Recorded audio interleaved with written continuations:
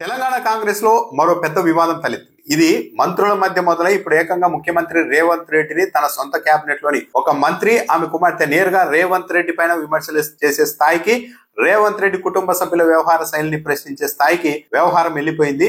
ఇది ఎంతవరకు వెళ్తుంది? ఇప్పుడు మంత్రి కొండా సురేఖ రేవంత్ రెడ్డి కేబినెట్ లో కొనసాగుతారా, అలాంటి పరిస్థితులు ఉంటాయా అన్న దానిపైన కూడా చర్చ నడుస్తుంది. ఈ వివాదం తొలుత మేడారం జాతర ఆధునికీకరణ పనుల దగ్గర మొదలైంది. ఈ జిల్లాకు, వరంగల్ జిల్లాకు ఇన్ఛార్జ్ మంత్రిగా పొంగులేటి శ్రీనివాస్ రెడ్డి ఉన్నారు.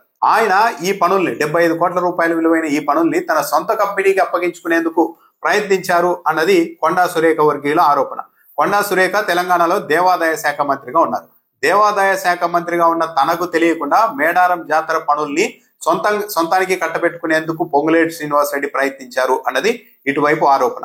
అయితే టెండర్ల ప్రక్రియలో కొండా సురేఖ మనుషులకి ఆ పనులు దక్కగా స్వయంగా మంత్రి పొంగులేటి ఫోన్ చేసి మీ వాళ్ళని వెనక్కి తగ్గాల్సిందిగా కోరారు. అందుకు కొండా సురేఖ అంగీకరించలేదు. అక్కడి నుంచే వివాదం ఇక పెద్దదైంది అని చెప్తూ ఉన్నారు. అయితే పొంగులేటి శ్రీనివాస్ రెడ్డి మాత్రం ఈ ఆరోపణల్ని ఖండించారు. నేను కమిషన్ల కోసం కకృతి పడే వ్యక్తిని కాదు, తనకు కొండా సురేఖ ఒక సోదరి లాంటి వ్యక్తి అని కూడా చెప్పారు. కానీ పైకి మాత్రమే ఇలా ఉంది, కానీ లోపల గ్యాప్ అయితే చాలా ఉంది. పొంగులేటి శ్రీనివాస్ రెడ్డి వచ్చిన కార్యక్రమానికి ఆ పనుల్ని పరిశీలించేందుకు రాగా కొండా సురేఖ ఆ కార్యక్రమానికి హాజరు కాలేదు. కేవలం మంత్రి పొంగులేటి పర్యటనకు దూరంగా ఉండడమే కాదు, కొండా సురేఖ ఏకంగా ముఖ్యమంత్రి రేవంత్ రెడ్డి పర్యటనకు కూడా దూరంగా ఉన్నారు. నర్సంపేట ఎమ్మెల్యే దొంతు మాధవరెడ్డి తల్లి దశదిన కర్మ కార్యక్రమానికి ముఖ్యమంత్రి హోదాలో రేవంత్ రెడ్డి వస్తే ఆ కార్యక్రమానికి కూడా కొండా సురేఖ వెళ్ళలేదు. అంటే ముఖ్యమంత్రితో కూడా ఈమెకు గ్యాప్ ఏర్పడింది అన్నది చాలా స్పష్టంగా అర్థమవుతుంది. ఇంతలోనే రాత్రి మంత్రి కొండా సురేఖ ఇంటికి టాస్క్ ఫోర్స్ పోలీసులు వెళ్లారు. కొండా సురేఖ వద్ద మొన్నటి వరకు ఓఎస్డీగా పనిచేసిన సుమంత్ను అరెస్టు చేసేకొచ్చామని టాస్క్ ఫోర్స్ పోలీసులు చెప్పగా కొండా సురేఖ, ఆమె కుమార్తె సుస్మిత తీవ్రంగా ప్రతిఘటించారు. అసలు అరెస్ట్ వారెంట్ ఉందా? సుమంత్ ఏం తప్పు చేశారని మీరు ఇక్కడికి వచ్చారని వాళ్ళు నిలదీయగా మంత్రి ఉత్తమ్ కుమార్ రెడ్డి మీ ఓఎస్డీ మీద ఫిర్యాదు చేశారు, అందుకే మేము వచ్చామంటూ చెప్పారు. దాంతో కొండా సురేఖ వెంటనే మంత్రి ఉత్తమ్ కుమార్ రెడ్డికి ఫోన్ చేసి తన దగ్గర ఓఎస్డీగా పనిచేసిన సుమంత్ మీద మీరు ఫిర్యాదు చేశారా అని ఆరా తీయగా ఉత్తమ్ కుమార్ రెడ్డి మాత్రం లేదు, నేను ఎలాంటి ఫిర్యాదు చేయలేదు అని చెప్పగా అప్పుడు కొండా సురేఖ పోలీసుల మీద ఆగ్రహం వ్యక్తం చేశారు. అంతతో ఆగకుండా అక్కడే ఉన్న సుమంత్ను తన కారులో ఎక్కించుకొని మంత్రి కొండా సురేఖ అక్కడి నుండి వెళ్లిపోయారు పోలీసుల సమక్షంలో. ఆ తర్వాత కొండా సురేఖ కుమార్తె సుస్మిత పోలీసులతో తీవ్ర స్థాయిలో వాగ్వాదం పెట్టుకున్నారు. అసలు మహిళా పోలీసులు ఎందుకు వచ్చారని ప్రశ్నించారు. మహిళా పోలీసులు కూడా ఇక్కడికి వచ్చారంటే మంత్రిగా ఉన్న తన తల్లి కొండా సురేఖను కూడా అరెస్ట్ చేయాలన్న ఉద్దేశంతో వీళ్ళు వచ్చారని ఆమె ఆగ్రహం వ్యక్తం చేశారు. పోలీసులు మఫ్టీలో రావడం పైన నిలదీశారు.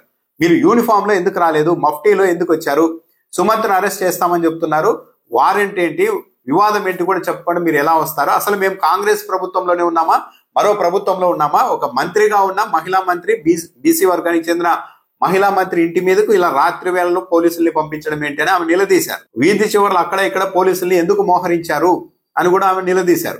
ఈ మొత్తం వ్యవహారం కనుక ముఖ్యమంత్రి రేవంత్ రెడ్డి, మంత్రి పొంగులేటి, వేం నరేందర్ వీళ్ళంతా ఉన్నారు, ఒక సామాజిక వర్గానికి చెందిన నాయకులంతా ఏకమై బీసీ వర్గానికి చెందిన తన తల్లిని అణిచివేయాలని చూస్తూ ఉన్నారు అని ఆరోపించారు. అయితే కొండా సురేఖ దగ్గర ఓఎస్డీగా పనిచేసిన సుమంత్ మీద పోలీసులు చేస్తున్న అభియోగం ఏంటంటే మంత్రి ఉత్తమ్ కుమార్ రెడ్డి ప్రాతినిధ్యం వహిస్తున్న హుజూర్ నియోజకవర్గంలో డెక్కన్ సిమెంట్ ఫ్యాక్టరీ ఉంది.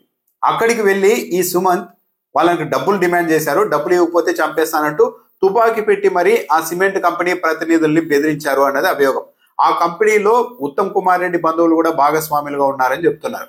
ఆ నేపథ్యంలోనే ఉత్తమ్ కుమార్ రెడ్డి నేరుగా ముఖ్యమంత్రి రేవంత్ రెడ్డికి ఫిర్యాదు చేశారు. డెక్కన్ సిమెంట్స్ ప్రతినిధుల్ని కొండా సురేఖ ఓఎస్డీ వచ్చి తుపాకీ పెట్టి మరి బెదిరించారని ఫిర్యాదు చేశారు. ఆ తర్వాతనే ఈ వ్యవహారంలో పోలీసులు ఇన్వాల్వ్ అయ్యారని కూడా చెప్తూ ఉన్నారు. కానీ కొండా సురేఖ, ఆమె కుమార్తె మాత్రం ఈ వ్యవహారంలో సుమంత్కి ఎలాంటి ప్రమేయం లేదు, కంపెనీ ప్రతినిధులు బెదిరించారన్నది అవాస్తవం, తొలుత ఈ కేసులో తుపాకీ పెట్టి బెదిరించారని చెప్పి సుమంత్ను ఇరికించి ఆ తర్వాత మాజీ నక్సలైట్ అయిన తన తండ్రి కొండా మురళి వరకు ఈ కేసును తీసుకురావాలని ట్రై చేస్తున్నారు. మొన్నటి వరకు కొండా మురళికి సెక్యూరిటీ ఉండేది, దాన్ని కూడా ఈ మధ్య తొలగించేశారు. అంటే కావాలని ఉద్దేశపూర్వకంగానే తమ కుటుంబాన్ని టార్గెట్ చేస్తూ ఉంటారు. తన తండ్రికి సెక్యూరిటీని తొలగించి ముఖ్యమంత్రి రేవంత్ రెడ్డి సోదరులుగా ఉన్న తిరుపతి రెడ్డి, కొండలరెడ్డికి మాత్రం సెక్యూరిటీ ఇచ్చారు. వాళ్ళు కాంగ్రెస్ పార్టీకి ఏం సేవ చేశారని వాళ్ళకి అంత సెక్యూరిటీ ఇస్తూ ఉన్నారని కూడా సుస్మిత ప్రశ్నించారు.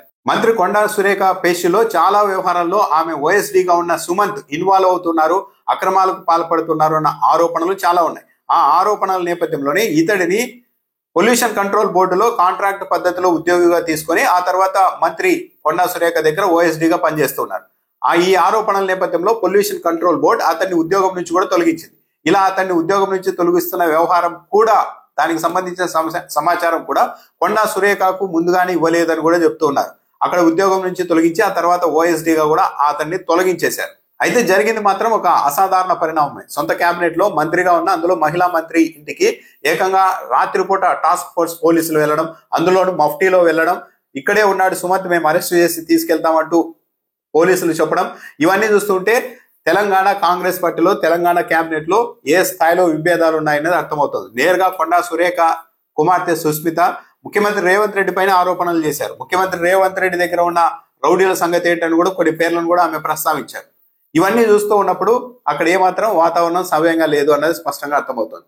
కొండా సురేఖ గతంలో బీఆర్ఎస్ లో ఉన్నప్పుడు కూడా, ఆమె బీఆర్ఎస్ నుండి బయటకు వచ్చినప్పుడు కూడా ఇలాగే పార్టీ నాయకత్వంతో గొడవ పెట్టుకొని బయటకు వచ్చారు. అంతకు ముందు కాంగ్రెస్ పార్టీ నుంచి బయటకు వచ్చారు. ఇప్పుడు రేవంత్ రెడ్డి మీదే స్వయంగా ఆరోపణలు చేస్తూ ఉన్న నేపథ్యంలో ఈ కేబినెట్ లో ఆమె కొనసాగే అవకాశం ఉందా లేదా అన్న దానిపైన కూడా చర్చ నడుస్తుంది. ఎందుకంటే ఒక కేబినెట్ లో మంత్రిగా ఎవరు ఉండాలన్నది ముఖ్యమంత్రి నిర్ణయం తీసుకుంటారు. ఇప్పుడు నేరుగా ముఖ్యమంత్రి మీదే ఆమె ఆరోపణలు చేస్తున్నారు, అది కూడా కులపరమైన ఆరోపణలు చేస్తూ ఉన్న నేపథ్యంలో రేవంత్ రెడ్డి ఆమెను కేబినెట్ లో కొనసాగిస్తారా? కాంగ్రెస్ పార్టీ కాబట్టి ముఖ్యమంత్రి రేవంత్ రెడ్డి మీద డైరెక్ట్ గా ఆమె కుటుంబ సభ్యుల ఆరోపణలు చేస్తూ ఉన్నా సరే పార్టీ హైకమాండ్ చెప్పింది కాబట్టి సర్దుకుపోతారా? ఒకవేళ ఇలా సర్దుకుపోయినా కూడా ఏమాత్రం పరిస్థితి సవ్యంగా లేదు అన్నదైతే వీళ్ళు పరస్పరం చేసుకుంటున్న అతి తీవ్రమైన ఆరోపణలను బట్టే చాలా స్పష్టంగా అర్థమవుతుంది. సో తదుపరి ఎలాంటి పరిణామాలు ఉంటాయి? కొండా సురేఖ ఇంత అగ్రెసివ్ మోడ్ లో ఉన్నప్పుడు ఆమె రేవంత్ రెడ్డి కేబినెట్ లో ఆయన కింద పనిచేయడానికి ఇష్టపడతారా, ఇక బయటకు వస్తారా అన్నది కూడా తేలాలి.